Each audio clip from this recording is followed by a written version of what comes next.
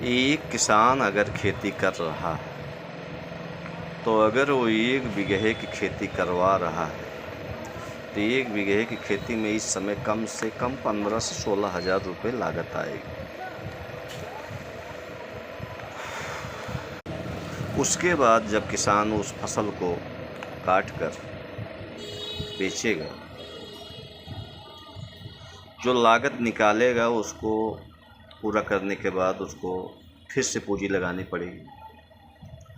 तो मैं गारंटी से कह रहा हूँ, अगर कोई भी किसान खेती कर रहा है, आने वाले समय में किसानी करना भूल जाए, क्योंकि लागत इतना लग रही है, वो लागत नहीं किसान निकाल पाएंगे, क्योंकि खाद की कीमत इतनी बढ़ चुकी है।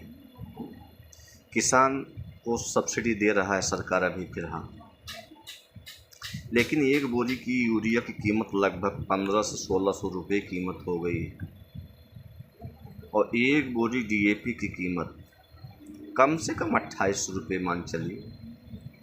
तो अगर सरकार सब्सिडी ख़त्म कर देगी किसान को, तो कम से कम 3000 रुपये बोरी आपको यूरिया लेनी पड़ेगी, और लगभग 4000 रुपये के ऊपर आपको डीएपी लेनी पड़ेगी।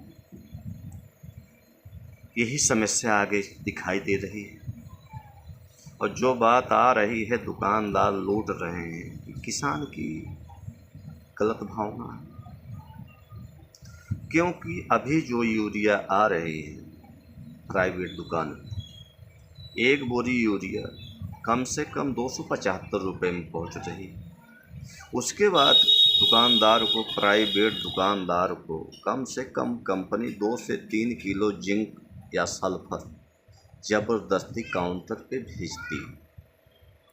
अगर प्राइवेट दुकानदार लगड़ नहीं लेंगे तो यूरिया कभी पा नहीं सकते। जो दुकानदार लगड़ लेगा वही यूरिया सीजन में पाएगा, नहीं तो नहीं पाएगा। तो इसलिए मैं कहना चाहता हूँ किसान को कि अगर सब्सिडी नहीं देगी सरकार, तो आपको इतनी आसानी से खाद मिलने वाली नहीं है आगे चल के, क्योंकि पहले आपको पूरा पैसा पेमेंट देना पड़ेगा आने वाले समय में। उसके बाद ही आपकी सब्सिडी गैस सिलेंडर की तरीके से आपके खाते में वापस जाएगी, लेकिन आपको पूरा फुल पैसा देना ही पड़ेगा।